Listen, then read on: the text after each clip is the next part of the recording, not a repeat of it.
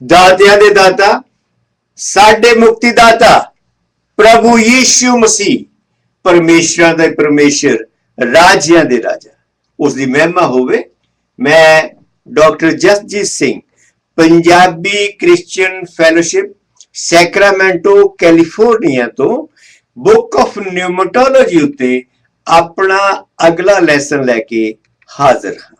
मैं दसना चाहता हाँ कि साडे पंजाबी स्कूल ऑफ थियोलॉजी वालों pastor courses free of cost उत्ते जाते हैं अते कोई भी सज्जन मेरी वैबसाइट उत्ते जाके www पंजाबी क्रिश्चियन फेलोशिप.org ते क्लिक करके रिक्वेस्ट कर सकता है ते मेरे कोर्सेस नू ज्वाइन कर सकता है। मैं तुहाडा वेलकम करता हाँ। खुदाबंद खुदा तुहानू इन्हां पास्टर कोर्सेस नू लैके खुदा दा जिहड़ा सुनेहा है दुनिया दे कोने कोने तक धरती दे कोनियां तक हर देश हर भाषा तक ले जाण दी तुहाडी खुदाबंद खुदा तुहानू बख्शिश देवे ताकि तुसी खुदा दे कलाम दा प्रचार कर सको। ये मेरे लेक्चर बुक ऑफ न्यूमेटोलॉजी यानी रूहे पाक यानी पवित्र आत्मा के पवित्र आत्मा दे उत्ते एवं लेक्चर दे रहा हाँ कि जदों तक तुहाडे अंदर पवित्र आत्मा दा घर नहीं बन गया, जदों तक तुहाडा रिश्ता मसीह दे नाल सीधी तरह नहीं हो गया, जब तक ब्राइड ग्रूम दे नाल इंटीमेट रिलेशनशिप नहीं हो गया, उदों तक ओदा मसीह दे घर दे विच कोई भी हिस्सा नहीं है। असी पाक कलाम बुक ऑफ एक्ट्स तो पढ़ते हाँ अमाल दी पोथी 1 दा 8वीं वर्ष पढ़ते हाँ पर जा पवित्र आत्मा तुहाडे उत्ते आवेगा रसूलां दे करतब दे विच पहले अध्याय दी 8वीं वर्ष उत्ते कि पर जा पवित्र आत्मा तुहाडे उत्ते आवेगा ता तुसी शक्ति पाओगे, तुहानू पावर मिलेगी, खुदा बोलो एक पावर मिलेगी अते तुसी यरूशलेम और सारे यहूदियां अते सामरिया विच सगों धरती दे बन्ने तीकर मेरे गवाह होवोगे। खुदाबंद खुदा ने पवित्र आत्मा दी बख्शिश आने तो बाद गवाही दी गल कीती है क्योंकि तुहाडे विच ओ शक्ति दा होना जरूरी है। जेकर तुसी प्रचारक हो, जेकर तुसी टीचर हो, जेकर तुसी पास्टर हो, तुहाडे विच खुदाबंद खुदा दी शक्ति दा होना जरूरी है क्योंकि ओ सुनेहा जेड़ा खुशखबरी दा सुनेहा है तुसी खुदा दी शक्ति तो बिना खुदा दी पावर तो बिना ओनू कन्वे नहीं कर सकते। ओ सुनेहा पाक रूह दी बख्शिश दे नाल तुहाडे विच आंदा है। जेकर तुहाडे को पाक रूह दी बख्शिश नहीं है तुसी उस सुनेहे नू जेड़ा कन्वे नहीं कर सकते। मैं एक घटना दसना चाहता हाँ कि कैलिफोर्निया विच इत्थे एक मैं यहोवा विटनेस दे प्रीचर नू पूछिया कि तैनू यकीन है कि तू सुरगराज विच जाएगा, तू मसीह दे घर विच जाएगा? उदा जवाब सी कि जी ये तो मैं नहीं जानता, ये खुदा दी मर्जी है। मैं कहा जे तू ये नहीं जानता एदा मतलब तेरे को खुदाबंद खुदा दी पाक रूह दी बख्शिश नहीं है, तुसी उस पाक रूह ते विश्वास नहीं करते, तुसी ये नहीं जानते कि पाक रूह मसीह दा आत्मा है। जेकर तुहाडे कोले मसीह दा आत्मा नहीं है तुसी गलियां गलियां विच की वेचण जांदे हो, तुसी लोकां दे घर उत्ते नॉक करके केड़ा सुनेहा दिंदे हो? जब तक तुहाडे को पाक रूह नहीं है तुसी सुनेहा देण दे काबिल नहीं हो। मैं दसना चाहना जिवें खुदाबंद खुदा यीशु मसीह ने कहा सी कि तुसी मेरे गवाह होवोगे। खुदा दे गवाह जिहड़े प्रीचर पाक रूह नाल भरे होए अते उस दे उल्ट शैतान ने अपने वाधू गवाह बना ले जिहड़े यहोवा नू नहीं जानते। वो यहोवा नू नहीं जानते कि यहोवा कौन है और यहोवा दे गवाह बनी फिरदे हन क्योंकि वो लोकां नू प्रमाण दा काम करदे हन। खुदाबंद खुदा ने कहा सी कि ये नकली जिहड़े नकली नबी ये नकली नबी बहुत आणगे जिहड़े मेरे नाम दे उत्ते प्रचार करनगे और झूठा प्रचार करनगे। ये झूठा प्रचार करने वाले यहोवा दे गवाह इन्हां दे पिछे ना लगो, क्योंकि जद तक तुहाडे को पाक रूह दी बख्शिश नहीं है, जब तक तुसी पवित्र आत्मा ना भरे गए नहीं हो, तुसी उदों तक खुदाबंद खुदा दे सुनेहे नूं नहीं जानदे, क्योंकि वो सुनेहा तुहाडा नहीं, पाक रूह दा सुनेहा है, तुहाडा नहीं, यीशु मसीह दा सुनेहा है। अते यीशु मसीह दा सुनेहा जानन दे लई तुहाडे कोले यीशु दी आत्मा दा होना जरूरी है। ये जरूरी है कि तुसी यीशु दे घर हो, तुहाडे दिल अंदर यीशु वसदा होवे। जेकर तुसी यीशु दे घर नहीं हो, तुसी फालतू दे चर्चां दे मैंबर हो, तुहाडे कोल कोई ताकत नहीं, तुसी कोई सुनेहा देने दे काबिल नहीं, तुसी पास्टर नहीं कहला सकते, तुसी प्रीचर नहीं हो सकते, तुसी टीचर नहीं हो सकते। इस करके मुक्ति दे लई पाक रूह दी बख्शिश जरूरी है, क्योंकि जब तक साडा मसीह दे नाल हिस्सा नहीं, जब तक असी ओदी आत्मा दे नाल साडा रिलेशनशिप नहीं है, जब तक ओदा आत्मा साडे अंदर नहीं वसदा, असी उदों तक बचाए गए नहीं है। इस तो अगे लूका दी अंजील 24 दा 49 पढ़ते हैं। अते वेखो मैं अपने पिता दा करार, मैं अपने पिता दा करार तुहाडे उत्ते घल्लदा हां। ये पिता दा करार है जिहड़ा यीशु मसीह ने साडे उत्ते घल्लिया, जिहनूं असीं पाक रूह कहंदे हां। पाक रूह दी बख्शिश पिता दा करार है। जेकर तुसीं पिता दे करार तो बिना हो, तुहाडे कोल कुछ नहीं है। जद तीकर तुसीं उपरों शक्ति ना पाओ, शहर दे विच रहो। चेलियां नूं यीशु मसीह ने यह नहीं कहा कि तुसीं जाके प्रचार करो, उन्हें कहा कि जद तक पाक रूह दी बख्शिश तुहानूं आसमान तो ना आवे, तुसीं यरूशलेम विच बने रहो। अते उस पाक रूह दी बख्शिश तो बाद तुसीं धरती दे कोनियां तक, हर देश हर भाषा तक प्रचार करो। काहदा प्रचार करो? खुशखबरी दा प्रचार करो। खुशखबरी की है कि यीशु मसीह साडे जगह बट्टे विच साडे गुनाहां नूं अपने उपर लैके सूली ते मारिया गया। ओ मुर्दा शरीर कबर विच रखिया गया, कबर विचों मसीह तीजे दिन जिंदा हो गया अते उसने मौत नूं सदा दी डिफीट दे दित्ती, मौत नूं आखिरी डिफीट दे दित्ती। अते जेड़ा उस विच विश्वास करेगा, खुशखबरी दा सुनेहा, जेड़ा उस विच विश्वास करेगा वो बचाया जाएगा। जेड़ा उस विच विश्वास नहीं करेगा, उस उत्ते सजा दा हुक्म होवेगा। खुशखबरी दा सुनेहा यह है कि तुसी इस सुनेहे नूं सुन के अज ही यीशु मसीह नूं कबूल करो, अपना मुक्तिदाता मनो अते मुक्तिदाता मनण दे लई तुसी अपने गुनाहां तो तौबा करो। धर्मां दे लोग जिहड़ी मुक्ति दी गल करदे हन, वो पवित्रता दी नहीं गल करदे, क्योंकि ना उन्हां दे धर्म गुरु पवित्र सन, ना वो पवित्र हन, ना उन्हां कोल पवित्रता है। यीशु मसीह दा सब तो पहला सुनेहा मुक्ति दे लई तू अपने गुनाहां तो तौबा कर, क्योंकि खुदाबंद खुदा पाक है। यीशु मसीह ने कहा मैं पवित्र हां, तुसी मेरी तरह पवित्र बनो। धर्मां दे लोग कहते कि तुसी अंडे ना खाओ, अंडे ना खाण दे नाल पवित्रता दी गल करदे हन। ये बाबे अपना नाम दे के पवित्रता दी गल करदे हन। पवित्रता केवल मसीहत विच है, अते जेकर तुसी अपने आप नूं पाक नहीं करदे, तुसी खुदा दे राज दे विच जाण दे काबिल नहीं हो। खुदा दे राज विच जाण दे लई तू अपने गुनाहां तो तौबा कर, यीशु मसीह दे नाम ते बपतिस्मा लै अते तू पाक रूह दी बख्शिश खुदा वालों पाएगा। इस तो अगे देखते हैं विश्वासी विच पवित्रता आत्मा दा शक्तिकरण दो मनोरथा करके है कि ओदे दो कारण हैं, दो कारण हैं सानू आत्मा क्यों जरूरी है। पहला विश्वासी नूं शक्ति देना, ओ दुनिया उपर जित पावे।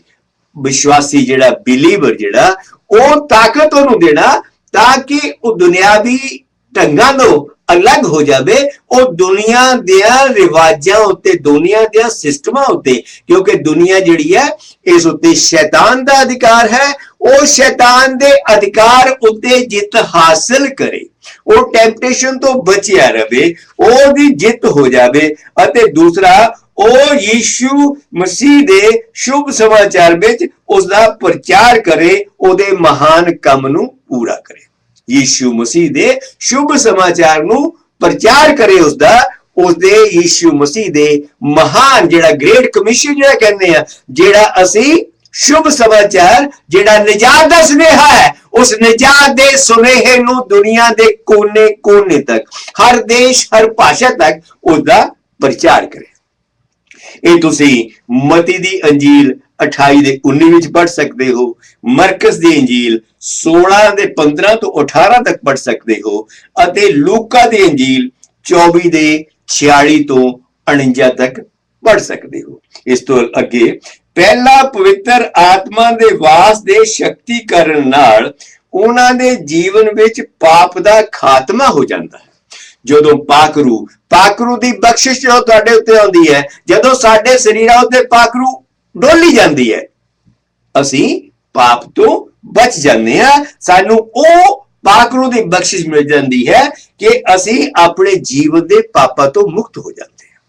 ਪਾਕਰੂ ਦੀ ਬਖਸ਼ਿਸ਼ ਦੇ ਨਾਲ ਅਸੀਂ ਜੀਵਨ ਦੇ ਪਾਪਾਂ ਤੋਂ ਮੁਕਤ ਹੋ ਜਾਂਦੇ ਹਾਂ। ਵਿਸ਼ਵਾਸੀ ਦਾ ਪਛਤਾਵਾ, ਬਪਤਿਸਮਾ ਅਤੇ ਪਵਿੱਤਰ ਆਤਮਾ ਦਾ ਉਸ ਅੰਦਰ ਵਾਸ, ਵਿਸ਼ਵਾਸੀ ਦਾ ਪਛਤਾਵਾ ਅਤੇ ਉਸ ਅੰਦਰ ਪਵਿੱਤਰ ਆਤਮਾ ਦਾ ਵਾਸ ਹੋ ਜਾਣਾ ਪਾਪਾਂ ਤੋਂ ਮੁਕਤੀ ਦਿੰਦਾ ਹੈ। ਇਸ ਨੂੰ ਅਸੀਂ ਰਸੂਲਾਂ ਦੇ ਕਰਤੱਵ ਯਾਨੀ ਅਮਾਲ ਦੀ ਪੋਥੀ 2 ਦੇ 38 ਵਿੱਚ ਪੜ੍ਹ ਸਕਦੇ ਹਾਂ, ਰੋਮੀਓ 6 ਦੇ 1 ਤੋਂ 12 ਤੱਕ ਪੜ੍ਹ ਸਕਦੇ ਹਾਂ ਅਤੇ 8 ਦੇ 1 ਵਿੱਚ ਪੜ੍ਹ ਸਕਦੇ ਹਾਂ। ਇਹ ਸੱਚ ਹੈ ਕਿ ਪ੍ਰਭੂ ਯੀਸ਼ੂ ਮਸੀਹ ਪਵਿੱਤਰ ਆਤਮਾ ਰਾਹੀਂ ਹਰ ਮਨੁੱਖ ਨੂੰ ਛੂ ਲੈਂਦਾ ਹੈ। ਯੀਸ਼ੂ ਮਸੀਹ ਪਵਿੱਤਰ ਆਤਮਾ ਰਾਹੀਂ ਹਰ ਮਨੁੱਖ ਨੂੰ ਛੂ ਲੈਂਦਾ ਹੈ, ਪਰ ਮਨੁੱਖ ਕਿੰਨਾ ਵੀ ਸ਼ਕਤੀਸ਼ਾਲੀ ਵਿਸ਼ਵਾਸ ਪਾਤਰ ਚੇਲਾ ਹੋਵੇ, ਉਹ ਆਪਣੀਆਂ ਕੋਸ਼ਿਸ਼ਾਂ ਦੇ ਨਾਲ ਪਾਕ ਰੂਹ ਦੀ ਬਖਸ਼ਿਸ਼ ਨਹੀਂ ਪਾ ਸਕਦਾ। ਪਾਕ ਰੂਹ ਦੀ ਬਖਸ਼ਿਸ਼ ਫ੍ਰੀ ਗਿਫਟ ਆਫ ਗॉड ਹੈ। ਪਾਕ ਰੂਹ ਦੀ ਬਖਸ਼ਿਸ਼ ਖੁਦਾ ਦੀ ਬਖਸ਼ਿਸ਼ ਹੈ। ਇਹ ਤੁਸੀਂ ਆਪਣੇ ਯਤਨਾਂ ਦੇ ਨਾਲ ਨਹੀਂ ਪਾ ਸਕਦੇ। ਔਰ ਮੈਂ ਦੱਸਣਾ ਚਾਹੁੰਦਾ ਹਾਂ ਕਿ ਜਿਸ ਦਿਨ ਤੁਹਾਨੂੰ ਪਾਕ ਰੂਹ ਦੀ ਬਖਸ਼ਿਸ਼ ਮਿਲ ਗਈ, ਤੁਸੀਂ ਇੱਕ ਬਦਲੇ ਹੋਏ ਆਦਮੀ ਹੋ ਜਾਓਗੇ, ਤੁਸੀਂ ਇੱਕ ਹੋਰ ਇਨਸਾਨ ਹੋ ਜਾਓਗੇ, ਤੁਹਾਡਾ ਜੀਵਨ ਟੋਟਲੀ ਬਦਲ ਜਾਏਗਾ। ਮੈਂ ਆਪਣਾ ਇੱਕ ਤਜਰਬਾ ਦੱਸਣਾ ਚਾਹੁੰਦਾ ਹਾਂ। ਜਿਸ ਦਿਨ ਖੁਦਾ ਦੀ ਪਾਕ ਰੂਹ ਦੀ ਬਖਸ਼ਿਸ਼ ਮੈਨੂੰ ਮਿਲੀ, ਮੈਂ ਸਾਰੀ ਰਾਤ ਇਹ ਮਹਿਸੂਸ ਕਰਦਾ ਰਿਹਾ ਕਿ ਮੈਂ ਇੱਕ ਜਿਹੜਾ ਰੋਸ਼ਨੀ ਦੇ ਸਮੁੰਦਰ ਵਿੱਚ, ਚਾਨਣ ਦੇ ਸਮੁੰਦਰ ਵਿੱਚ ਉਡਾਰੀਆਂ ਮਾਰੀ ਜਾ ਰਿਹਾ ਹਾਂ। ਮੈਂ ਆਪਣੇ ਬੈੱਡ ਉੱਤੇ ਟਿਕ ਨਹੀਂ ਸੀ ਪਾ ਰਿਹਾ। ਇਹ ਪਵਿੱਤਰ ਆਤਮਾ ਦੀ ਬਖਸ਼ਿਸ਼ ਹੈ। ਜਿਸ ਦਿਨ ਤੁਹਾਨੂੰ ਪਵਿੱਤਰ ਆਤਮਾ ਦੀ ਬਖਸ਼ਿਸ਼ ਮਿਲ ਗਈ, ਤੁਸੀਂ ਇਸੇ ਤਰ੍ਹਾਂ ਬਦਲ ਜਾਓਗੇ। ਮੈਂ ਦੱਸਣਾ ਚਾਹੁੰਦਾ ਹਾਂ ਕਿ ਮੈਂ ਇੱਕ ਵਾਰੀ ਇੱਕ ਬਿਸ਼ਪ ਨੂੰ ਪਵਿੱਤਰ ਆਤਮਾ ਦੀ ਬਖਸ਼ਿਸ਼ ਬਾਰੇ ਪੁੱਛਿਆ। ਉਸ ਵੇਲੇ ਤੱਕ ਮੇਰੇ ਕੋਲ ਪਵਿੱਤਰ ਆਤਮਾ ਦੀ ਬਖਸ਼ਿਸ਼ ਨਹੀਂ ਸੀ। ਉਸਨੇ ਮੈਨੂੰ ਇੱਕ ਛੋਟਾ ਜਿਹਾ ਜਵਾਬ ਦਿੱਤਾ ਕਿ ਪਵਿੱਤਰ ਆਤਮਾ ਦੀ ਬਖਸ਼ਿਸ਼, ਪਾਕ ਰੂਹ ਦੀ ਬਖਸ਼ਿਸ਼ ਪਾਉਣ ਦੇ ਲਈ ਇਹ ਉਹੋ ਜਿਹਾ ਐਕਸਪੀਰੀਅੰਸ ਆ ਕਿ ਜਿਵੇਂ ਹਰ ਇੱਕ ਔਰਤ ਨੂੰ ਜਦ ਤੱਕ ਉਹ ਪ੍ਰੈਗਨੈਂਟ ਨਹੀਂ ਹੁੰਦੀ, ਉਹ ਪ੍ਰੈਗਨੈਂਸੀ ਦਾ ਆਨੰਦ ਨਹੀਂ ਜਾਣ ਸਕਦੀ। ਪ੍ਰੈਗਨੈਂਟ ਹੋ ਕੇ ਹੀ ਪ੍ਰੈਗਨੈਂਸੀ ਦਾ ਆਨੰਦ ਔਰਤ ਅਨੁਭਵ ਕਰਦੀ ਹੈ। ਉਹ ਕਿਸੇ ਨੂੰ ਦੱਸਿਆ ਨਹੀਂ ਜਾ ਸਕਦਾ, ਕਿਸੇ ਨੂੰ ਉਹ ਆਨੰਦ ਟ੍ਰਾਂਸਫਰ ਨਹੀਂ ਕੀਤਾ ਜਾ ਸਕਦਾ।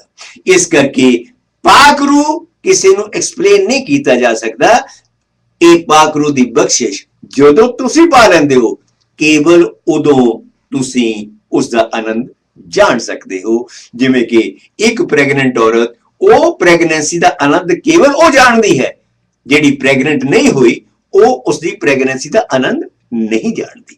ਇਸ ਤੋਂ ਅੱਗੇ ਪ੍ਰਾਚੀਨ ਚਰਚ ਦੇ ਸਮੇਂ ਵਿਸ਼ਵਾਸੀਆਂ ਨੂੰ ਪਵਿੱਤਰ ਆਤਮਾ ਦੇ ਵਾਸ ਵਿੱਚ ਸੰਪੂਰਨ ਕਰਨ ਦੀ ਕੋਸ਼ਿਸ਼ ਕੀਤੀ ਜਾਂਦੀ ਸੀ। ਜਿਹੜਾ ਪ੍ਰਾਚੀਨ ਚਰਚ ਦੇ ਸਮੇਂ ਵਿਸ਼ਵਾਸੀਆਂ ਨੂੰ ਜ਼ਬਰਦਸਤੀ ਪਾਕ ਰੂਹ ਦੀ ਬਖਸ਼ਿਸ਼ ਦੀ ਕੋਸ਼ਿਸ਼ ਕੀਤੀ ਜਾਂਦੀ ਸੀ। ਜਿਵੇਂ ਕਿ ਰਸੂਲਾਂ ਦੇ ਕਰਤੱਵ ਯਾਨੀ ਅਮਾਲ ਦੀ ਪੋਥੀ ਦੇ 10ਵੇਂ ਅਧਿਆਇ ਵਿੱਚ ਪੜ੍ਹ ਸਕਦੇ ਹੋ। ਰਸੂਲ ਆਪਣੀਆਂ ਕੋਸ਼ਿਸ਼ਾਂ ਵਿੱਚ ਕਾਫੀ ਭਾਵਕ ਹੋ ਜਾਂਦੇ ਸਨ। ਰਸੂਲ ਆਪਣੀਆਂ ਕੋਸ਼ਿਸ਼ਾਂ ਦੇ ਵਿੱਚ ਭਾਵਕ ਹੋ ਜਾਂਦੇ ਸਨ। ਇਹ ਸਭ ਤੋਂ ਪਹਿਲਾਂ ਸੰਤ ਪੌਲਸ ਨੇ ਪੁੱਛਿਆ, ਜਦੋਂ ਉਹ ਅਫਸਸ ਦੇ ਵਿਸ਼ਵਾਸੀਆਂ ਨੂੰ ਮਿਲਿਆ, ਜਿਹੜਾ ਨਵੇਂ ਨਿਯਮ ਦੇ ਮਸੀਹੀਆਂ ਦਾ ਇੱਕ ਬਹੁਤ ਛੋਟਾ ਹਿੱਸਾ ਸੀ। ਅਫਸੋਸ ਦੇ ਵਿਸ਼ਵਾਸੀ ਜਿਹੜੇ ਸੀ, ਉਹਨਾਂ ਨੂੰ ਸੰਤ ਪੌਲਸ ਨੇ ਪੁੱਛਿਆ ਇਸ ਦੇ ਬਾਰੇ। ਤੁਸੀਂ ਰਸੂਲਾਂ ਦੇ ਕਰਤੱਵ ਜਾਣੀ ਅਮਾਲ ਦੀ ਪੋਥੀ 19 ਦਾ 1 ਤੋਂ 6 ਪੜੋ, 1 ਕੁਰਿੰਥੀਆਂ 12 ਦਾ 13 ਪੜੋ। ਇਹ ਸੱਚ ਹੈ ਕਿ ਖੁਦਾ ਦਾ ਆਤਮਾ, ਮਸੀਹ ਦਾ ਆਤਮਾ ਹਰ ਮਨੁੱਖ ਨੂੰ ਛੂ ਲੈਂਦਾ ਹੈ, ਹਰ ਮਨੁੱਖ ਨੂੰ ਛੂ ਲੈਂਦਾ ਹੈ, ਪਰ ਮਨੁੱਖ ਕਿੰਨਾ ਵੀ ਸ਼ਕਤੀਸ਼ਾਲੀ ਵਿਸ਼ਵਾਸ ਪਾਤਰ ਹੋਵੇ, ਉਹ ਆਪਣੇ ਆਪ ਪਾਕ ਰੂਹ ਨੂੰ ਨਹੀਂ ਪਾ ਸਕਦਾ। ਪਾਕ ਰੂਹ ਦੀ ਬਖਸ਼ਿਸ਼ ਕੇਵਲ ਖੁਦਾ ਵੱਲੋਂ ਬਖਸ਼ਿਸ਼ ਹੈ। ਤਾਂ ਅਸੀਂ ਆਪਣੇ ਯਤਨਾਂ ਰਾਹੀਂ ਉਸ ਪਾਕ ਰੂਹ ਦੀ ਬਖਸ਼ਿਸ਼ ਪਾਉਣ ਦੇ ਵਿੱਚ ਕਾਮਯਾਬ ਨਹੀਂ ਹਾਂ। ਇਸ ਦਾ ਉਹਨਾਂ ਸਭ ਨੂੰ ਵਾਅਦਾ ਸੀ ਕਿ ਉਹ ਪਵਿੱਤਰ ਆਤਮਾ ਦੀ ਬਖਸ਼ਿਸ਼ ਨੂੰ ਪ੍ਰਾਪਤ ਕਰਨਗੇ। ਖੁਦਾਬੰਦ ਖੁਦਾ ਦਾ ਵਾਅਦਾ ਸੀ, ਚੇਲਿਆਂ ਦੇ ਨਾਲ ਵਾਅਦਾ ਸੀ ਕਿ ਤੁਸੀਂ ਪਵਿੱਤਰ ਆਤਮਾ ਦੀ ਬਖਸ਼ਿਸ਼ ਨੂੰ ਪਾਓਗੇ। ਬਾਪ ਦਾ ਜਿਹੜਾ ਗਿਫਟ ਹੈ, ਬਾਪ ਵੱਲੋਂ ਜਿਹਦਾ ਵਾਅਦਾ ਕੀਤਾ ਗਿਆ ਹੈ, ਉਹ ਬਖਸ਼ਿਸ਼ ਉਹਨੂੰ ਪਾਓਗੇ। ਔਰ ਯੀਸ਼ੂ ਮਸੀਹ ਨੇ ਉਸੇ ਵਾਅਦੇ ਦੀ ਗੱਲ ਕੀਤੀ ਸੀ। ਇਸ ਤੋਂ ਅੱਗੇ ਦੇਖੋ, ਯੂਹੰਨਾ ਦਾ 7 ਦਾ 37 ਤੋਂ 39 ਪੜੋ, ਰਸੂਲਾਂ ਦੇ ਕਰਤੱਵ ਜਾਣੀ ਅਮਾਲ ਦੀ ਪੋਥੀ 2 ਦਾ 39 ਨੂੰ ਪੜੋ ਕਿ ਜਦੋਂ ਪੁੱਛਿਆ ਗਿਆ ਕਿ ਪਰਮੇਸ਼ਰ ਦੇ ਨਿਆਂ ਅਤੇ ਪਾਪ ਦੀ ਸਜ਼ਾ ਤੋਂ ਬਚਣ ਦੇ ਲਈ, ਕਿ ਪਰਮੇਸ਼ਰ ਦੇ ਨਿਆਂ ਅਤੇ ਪਾਪ ਦੀ ਸਜ਼ਾ ਤੋਂ ਬਚਣ ਦੇ ਲਈ ਕੀ ਕਰਨਾ ਚਾਹੀਦਾ ਹੈ, ਤਾਂ ਰਸੂਲ ਪਤਰਸ ਨੇ ਪਵਿੱਤਰ ਆਤਮਾ ਨੂੰ ਪਾਉਣ ਦਾ, ਮੁਕਤੀ ਦਾ ਇੱਕ ਹਿੱਸਾ ਦੱਸਿਆ ਕਿ ਮੁਕਤੀ ਜਿਹੜੀ ਆ ਪਵਿੱਤਰ ਆਤਮਾ ਦੇ ਪਾਏ ਬਿਨਾ ਨਹੀਂ ਹੋ ਸਕਦੀ, ਪਾਕ ਰੂਹ ਦੀ ਬਖਸ਼ਿਸ਼ ਤੋਂ ਬਿਨਾ ਨਹੀਂ ਹੋ ਸਕਦੀ। ਮੁਕਤੀ ਪਾਕ ਰੂਹ ਦੀ ਬਖਸ਼ਿਸ਼ ਤੋਂ ਬਿਨਾ ਨਹੀਂ ਸੰਭਵ ਹੈ। ਪ੍ਰਭੂ ਯੀਸ਼ੂ ਇਸ ਨੂੰ ਆਤਮਾ ਦਾ ਜਨਮ ਕਹਿੰਦੇ ਹਨ। ਯੀਸ਼ੂ ਮਸੀਹ ਨੇ ਜਦੋਂ ਯਹੂਨਾ ਦੀ ਅੰਜੀਲ 3 ਦਾ 5ਵਾਂ ਚੈਪਟਰ ਪੜ੍ਹਦੇ ਹਾਂ ਕਿ ਤੂੰ ਜਦ ਤੱਕ ਪਾਣੀ ਅਤੇ ਆਤਮਾ ਤੋਂ ਨਾ ਜੰਮੇ, ਤੂੰ ਸੁਰਗ ਦੇ ਰਾਜ ਵਿੱਚ ਨਹੀਂ ਵੜ ਸਕਦਾ। ਇਹ ਆਤਮਾ ਤੋਂ ਜੰਮਣਾ, ਇਹ ਰੂਹਾਨੀਅਤ ਵਿੱਚ ਜਨਮ ਹੋ ਜਾਣਾ।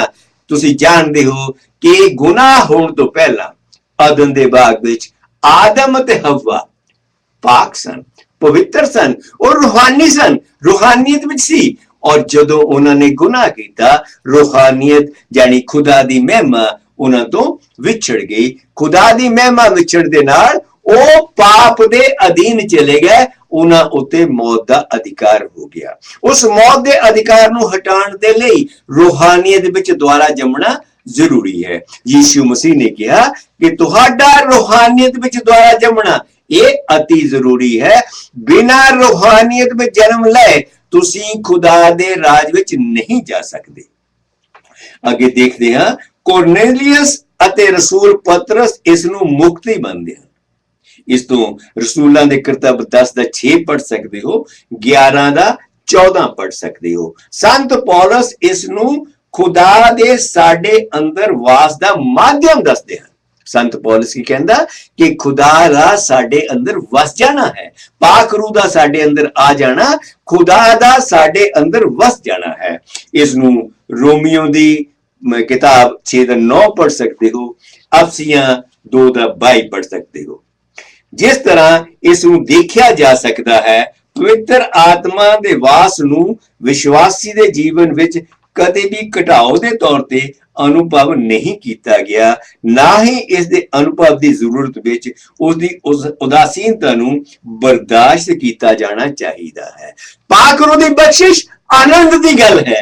ਯੀਸ਼ੂ ਮਸੀਹ ਨੇ ਕਿਹਾ ਤੁਸੀਂ ਮੇਰੇ ਆਨੰਦ ਵਿੱਚ ਸਾਂਝੀਦਾਰ ਹੋ। ਪਾਕ ਰੂਹ ਦੀ ਬਖਸ਼ਿਸ਼ ਦੇ ਨਾਲ ਯੀਸ਼ੂ ਮਸੀਹ ਦਾ ਆਨੰਦ ਆਦਾ ਤੁਹਾਡੇ ਵਿੱਚ। ਜੇ ਤੁਸੀਂ ਫਿਰ ਵੀ ਪਾਕ ਰੂਹ ਦੀ ਬਖਸ਼ਿਸ਼ ਪਾ ਕੇ ਤੁਸੀਂ ਅਫਸੋਸ ਨਹੀਂ ਕਰ ਸਕਦੇ, ਤੁਸੀਂ ਨਿਰਾਸ਼ ਨਹੀਂ ਹੋ ਸਕਦੇ, ਕਿਉਂਕਿ ਉਹ ਆਸ ਦੀ ਰੂਹ ਹੈ। ਖੁਦਾ ਦੀ ਰੂਹ ਆਸ ਦੀ ਰੂਹ ਹੈ। ਤੁਸੀਂ ਹਰ ਨਿਰਾਸ਼ਤਾ ਤੋਂ ਬਚ ਜਾਓਗੇ ਜਦੋਂ ਤੁਹਾਨੂੰ ਪਾਕ ਰੂਹ ਦੀ ਬਖਸ਼ਿਸ਼ ਮਿਲ ਗਈ।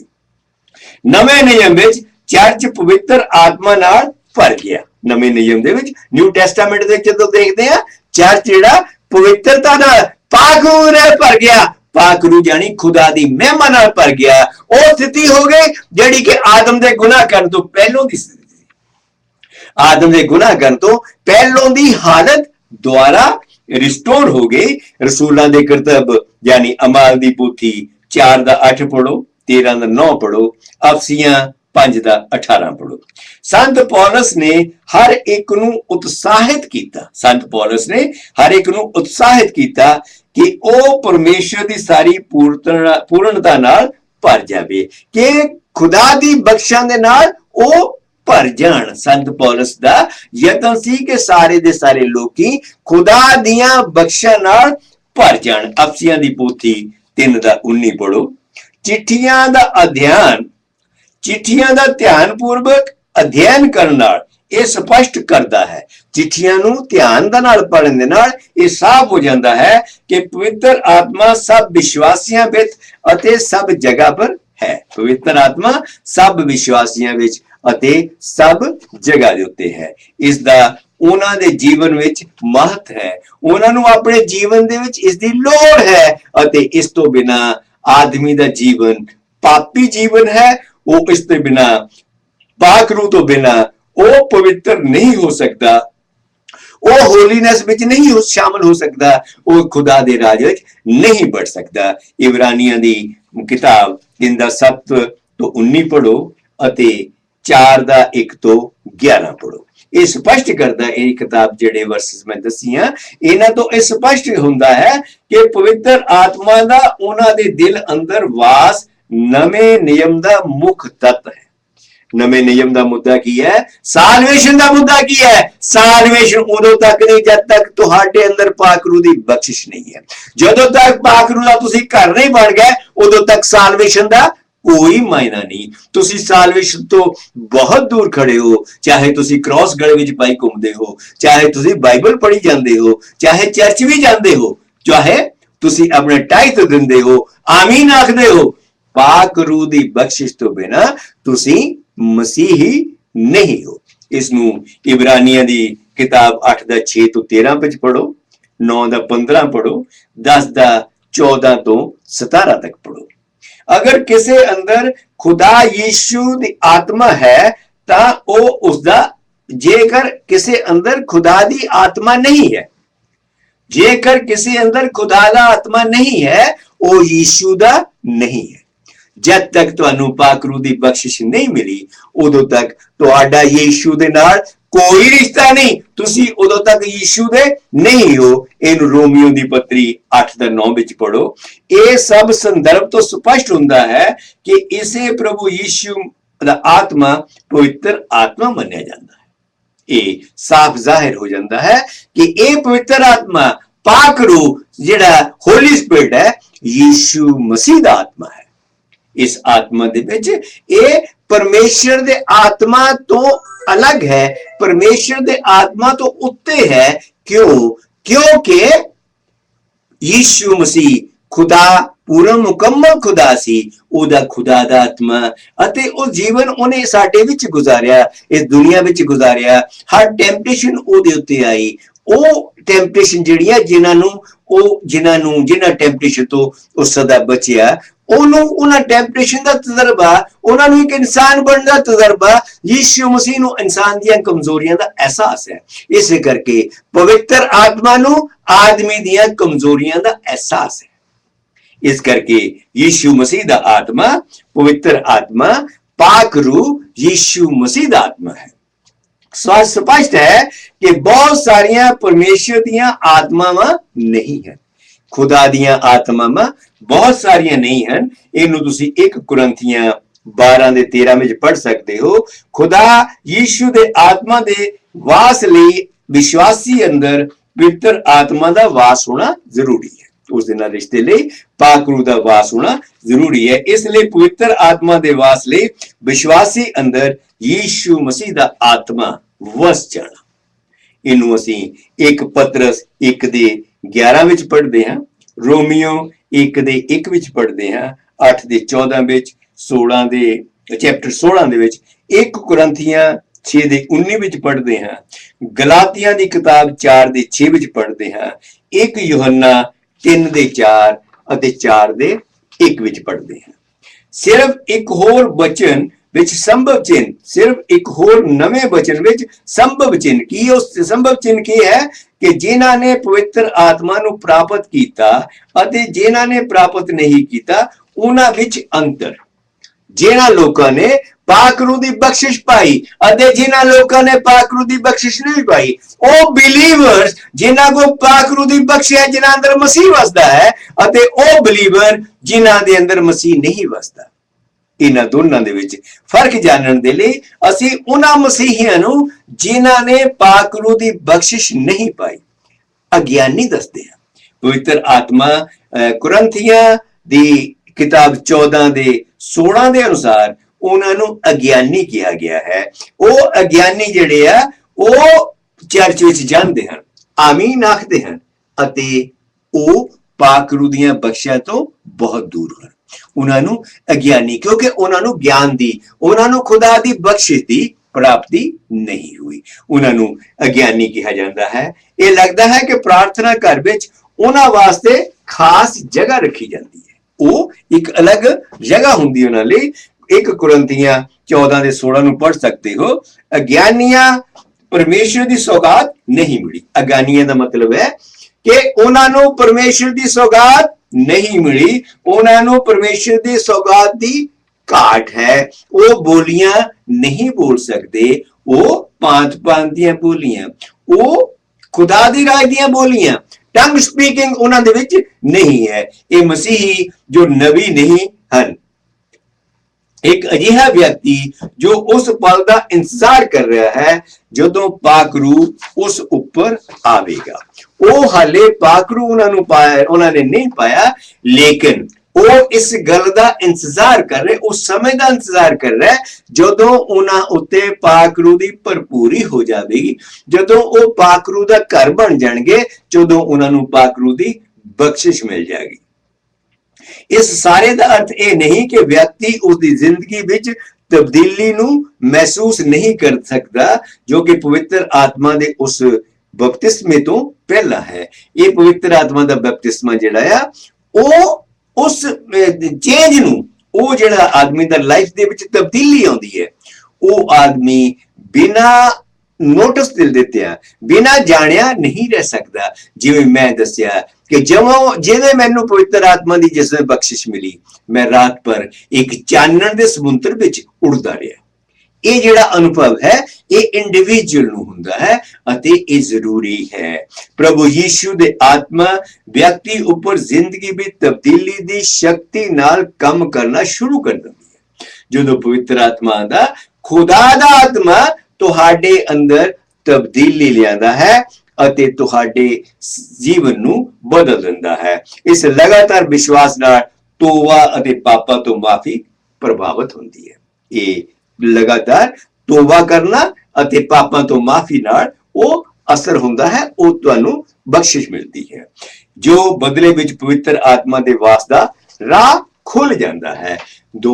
ਐਕਟਸ 2 ਦਾ 38 ਪੜ੍ਹਦੇ ਹਾਂ। ਐਕਟਸ 2:38, ਤੂੰ ਆਪਣੇ ਗੁਨਾਹਾਂ ਤੋਂ ਤੋਬਾ ਕਰ, ਯੀਸ਼ੂ ਮਸੀਹ ਦੇ ਨਾਂ ਤੇ ਬਪਤਿਸਮਾ ਲੈ ਅਤੇ ਤੂੰ ਖੁਦਾ ਬਨੋ ਪਵਿੱਤਰ ਆਤਮਾ ਦੀ ਬਖਸ਼ਿਸ਼ ਪਾਏਗਾ। ਇਸ ਤੋਂ ਇਲਾਵਾ ਹੋਰ ਕੋਈ ਰਸਤਾ ਨਹੀਂ। ਇਹ ਸਾਰੀ ਘਟਨਾ ਸਿਰਫ ਇੱਕ ਵਾਰ ਹੀ ਘਟਦੀ ਹੈ। ਦੂਸਰੇ ਇਸ ਤਰ੍ਹਾਂ ਵੀ ਕਹਿ ਸਕਦੇ ਹਾਂ ਕਿ ਕੁਝ ਪਛਤਾਵਾ ਕਰਦੇ ਹਨ ਅਤੇ ਉਹਨਾਂ ਦੇ ਪਾਪ ਧੋਤੇ ਜਾਂਦੇ ਹਨ, ਲੇਕਿਨ ਉਹਨਾਂ ਉੱਤੇ ਪਵਿੱਤਰ ਆਤਮਾ ਦੀ ਬਖਸ਼ਿਸ਼ ਇੱਕਦਮ ਨਹੀਂ ਆਉਂਦੀ, ਕਿਉਂਕਿ ਪਵਿੱਤਰ ਆਤਮਾ ਦੀ ਬਖਸ਼ਿਸ਼ ਖੁਦਾ ਦੀ ਬਖਸ਼ਿਸ਼ ਹੈ। ਇਹ ਉਹਦੀ ਮਰਜ਼ੀ ਹੈ, ਮੇਰੀ ਮਰਜ਼ੀ ਨਾਲ ਨਹੀਂ ਆਣਾ ਉਹਨੇ, ਇਹ ਖੁਦਾ ਦੀ ਮਰਜ਼ੀ ਹੈ। ਇਸ ਕਰਕੇ ਬਪਤਿਸਮਾ ਲੈਣ ਤੋਂ ਬਾਅਦ ਇੱਕਦਮ ਪਵਿੱਤਰ ਆਤਮਾ ਦੀ ਬਖਸ਼ਿਸ਼ ਨਹੀਂ ਆਂਦੀ। ਇਹਨੂੰ ਅਸੀਂ ਰਸੂਲਾਂ ਦੇ ਕਰਤੱਵ ਜਾਣੀ ਅਮਾਲ ਦੀ ਪੋਥੀ ਚੈਪਟਰ 8 ਅਤੇ 10 ਵਿੱਚ ਪੜ੍ਹ ਸਕਦੇ ਹਾਂ। ਇਸ ਤੋਂ ਬਾਅਦ ਆਖਿਰ ਵਿੱਚ ਪੜ੍ਹਦੇ ਹਾਂ ਰਸੂਲਾਂ ਦੇ ਕਰਤੱਵ ਜਾਣੀ ਅਮਾਲ ਦੀ ਪੋਥੀ 2 ਦਾ 38 ਅਤੇ 39। ਨਵੇਂ ਨਿਯਮ ਵਿੱਚ ਲਗਾਤਾਰ ਅਸਰਦਾਰ ਘੋਸ਼ਣਾ ਕਿ ਪਵਿੱਤਰ ਆਤਮਾ ਰਾਹੀਂ ਸਾਰੇ ਬਿਨਾਂ ਕਿਸੇ ਵਿਤਕਰੇ ਦੇ ਭਰੇ ਜਾਂਦੇ ਹਨ। ਜਿਹੜਾ ਜਦੋਂ ਤੁਸੀਂ ਆਪਣੇ ਗੁਨਾਹਾਂ ਤੋਂ ਤੋਬਾ ਕੀਤੀ, ਜਦੋਂ ਤੁਸੀਂ ਯੀਸ਼ੂ ਮਸੀਹ ਦੇ ਨਾਂ ਤੇ ਬਪਤਿਸਮਾ ਲਿਆ, ਤੁਹਾਨੂੰ ਖੁਦਾ ਦੇ ਰਾਜ ਦੀ, ਖੁਦਾ ਦੇ ਪਾਕ ਰੂਹ ਦੀ ਬਖਸ਼ਿਸ਼, ਉਹਦਾ ਫ੍ਰੀ ਗਿਫਟ ਜਿਹੜਾ ਆ ਉਹ ਜ਼ਰੂਰ ਮਿਲੇਗਾ। ਤੁਸੀਂ ਅੱਜ ਹੀ ਆਪਣੇ ਗੁਨਾਹਾਂ ਤੋਂ ਤੋਬਾ ਕਰੋ, ਯੀਸ਼ੂ ਮਸੀਹ ਦੇ ਨਾਂ ਤੇ ਬਪਤਿਸਮਾ ਲਵੋ ਅਤੇ ਤੁਸੀਂ ਪਾਕ ਰੂਹ ਦੀ ਬਖਸ਼ਿਸ਼ ਪਾਓਗੇ। ਔਰ ਪਾਕ ਰੂਹ ਦੀ ਬਖਸ਼ਿਸ਼ ਇਹ ਸਬੂਤ ਹੈ ਕਿ ਤੁਹਾਡਾ ਨਾਂ ਬੁੱਕ ਆਫ ਲਾਈਫ ਦੇ ਵਿੱਚ, ਸੁਰਗ ਰਾਜ ਦੇ ਵਿੱਚ ਲਿਖਿਆ ਗਿਆ ਹੈ। ਯੀਸ਼ੂ ਦੇ ਰਾਜ ਵਿੱਚ ਤੁਹਾਡਾ ਨਾਂ ਬੁੱਕ ਆਫ ਲਾਈਫ ਦੇ ਵਿੱਚ ਲਿਖਿਆ ਗਿਆ ਹੈ। ਇਹਨਾਂ ਧਰਮਾਂ ਦੇ ਕੋਲੇ ਯੀਸ਼ੂ ਨਹੀਂ, ਇਸ ਕਰਕੇ ਇਹਨਾਂ ਧਰਮਾਂ ਦੇ ਕੋਲੇ ਕੋਈ ਨਿਜਾਤ ਨਹੀਂ। ਤੁਸੀਂ ਇਹਨਾਂ ਧਰਮਾਂ ਦੇ ਲੋਕਾਂ ਅੱਗੇ ਪ੍ਰਚਾਰ ਕਰੋ ਕਿ ਉਹਨਾਂ ਦਾ ਇਹ ਕਦਮ ਇਸ ਜ਼ਮੀਨ ਉੱਤੇ ਹੈ, ਸਾਹ ਨਿਕਲਦਿਆਂ ਹੀ ਅਗਲਾ ਕਦਮ ਨਰਕ ਦੀ ਭੱਠੀ ਦੇ ਵਿੱਚ ਹੈ। ਜੇਕਰ ਤੁਸੀਂ ਯੀਸ਼ੂ ਮਸੀਹ ਨੂੰ ਅੱਜ ਕਬੂਲ ਕਰਦੇ ਹੋ, ਤੁਹਾਡਾ ਅਗਲਾ ਕਦਮ ਯੀਸ਼ੂ ਦੇ ਰਾਜ ਵਿੱਚ ਹੈ। ਤਾਂ ਯੀਸ਼ੂ ਦੇ ਰਾਜ ਵਿੱਚ ਵੜਨ ਦੇ ਲਈ ਜ਼ਰੂਰੀ ਹੈ ਕਿ ਤੁਸੀਂ ਆਪਣੇ ਗੁਨਾਹਾਂ ਤੋਂ ਤੋਬਾ ਕਰੋ, ਯੀਸ਼ੂ ਮਸੀਹ ਦੇ ਨਾਂ ਤੇ ਬਪਤਿਸਮਾ ਲਵੋ ਅਤੇ ਖੁਦਾ ਵੱਲੋਂ ਪਾਕ ਰੂਹ ਦੀ ਬਖਸ਼ਿਸ਼ ਪਾਓ।